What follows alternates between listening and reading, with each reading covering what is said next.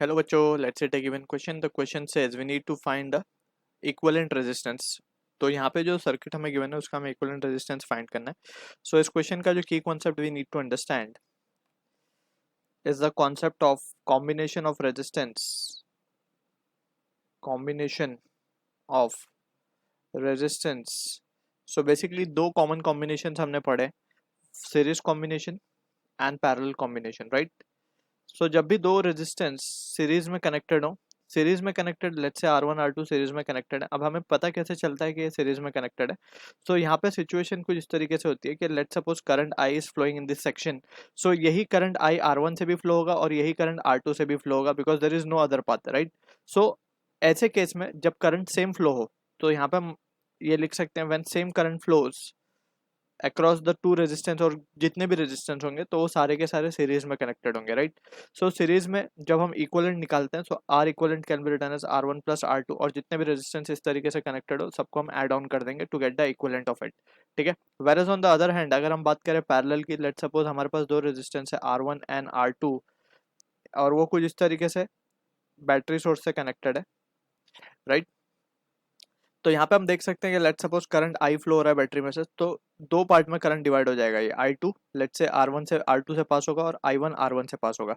तो in this situation we can say कि current अलग है लेकिन potential difference across R1 and R2 same है. अगर हम मान ले V वोल्ट की पोटेंशियल है तो यहाँ पे अगर हम देखें तो ये भी V वोल्ट होगा, यहाँ पे भी देखें तो ये V वोल्ट होगा, और ये जीरो होगा तो ये भी जीरो होगा. ठीक है. इस तरीके से वी कैन सी कि potential difference across R1 V है और अक्रॉस R2 भी V है.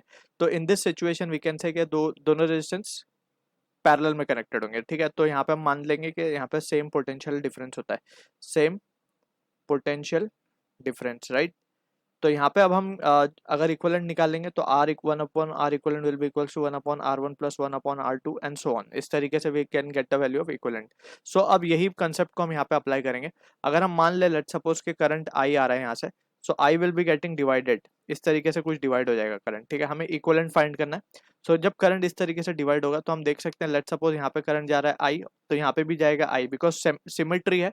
रेजिस्टेंस जो है करंट जो है लो रेजिस्टेंस पाथ को फॉलो करता है. अब रेजिस्टेंस दोनों ही तरफ सेम है, हम देख सकते हैं 2 2 2 सब तरफ 2 ही है. तो यहाँ पे हम देख सकते हैं कि current will also flow the same. ठीक है. अगर यहाँ पे भी I1 है तो यहाँ पे भी I1 ही जाएगा. तो बट यहाँ पे हम क्या करते हैं, वी विल कंसिडर कि लेट सपोज यहाँ पे करंट जा रहा है I2 और यहाँ पे जा रहा है I1. इस तरीके से हमने मान लिया कि बाइफरकेट हो गया. अगर कोई अलग रेजिस्टेंस होता तो जनरलाइज केस हम मान रहे हैं कि I1 I2 हो गया यहाँ पे करंट. ठीक है. अब यहाँ पे I2 जो है वो ये रेजिस्टेंस से भी पास होगा और ये रेजिस्टेंस से भी पास होगा, और I1 जो है ये रेजिस्टेंस से भी ये रेजिस्टेंस से भी. So there is no other path for I1 to flow, क्योंकि ये R2 दोनों ही जो नीचे 2 ओम के रेजिस्टेंस है उनसे पास होगा, और I2 जो है जो ऊपर के दो रेजिस्टेंस है 2 ओम के उनमें से पास होगा.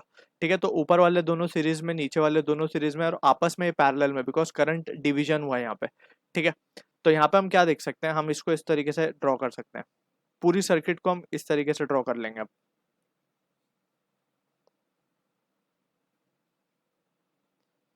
ये नेक्स्ट वाले सेक्शन के लिए हो जाएगा, सेम चीज है, और फिर उसके बाद वाले भी सेम ही है इस तरीके से. ठीक है. ये पॉइंट हमारा ए है, ये पॉइंट हमारा बी है.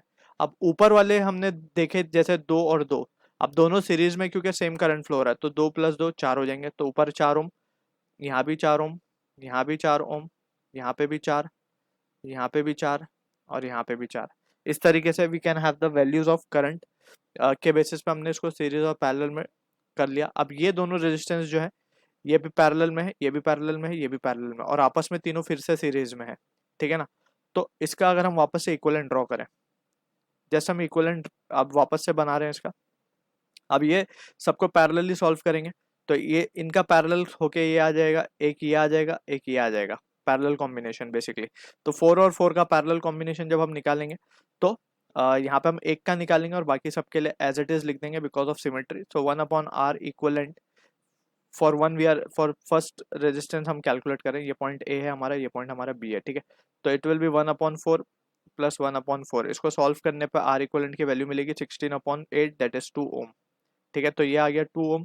सिमिलरली ये भी आ जाएगा 2 ओम, सिमिलरली ये भी आ जाएगा 2 ओम. अब तीनों ही कैसे आ गए वापस से, अगर हम देखें तो अब करंट जो भी है सेम फ्लो हो जाएगा इन तीनों में. तो वी कैन से फाइनली जो इक्विवेलेंट आएगा अब इसका, तो इक्विवेलेंट वापस से अब इसका कैसे बना सकते हैं हम, इसका it will be 2 plus 2 plus 2, that will be 6 ohm. So equivalent resistance between A and B we are getting is 6 ohm. So this is the answer for the question. I hope you understood the solution. All the best.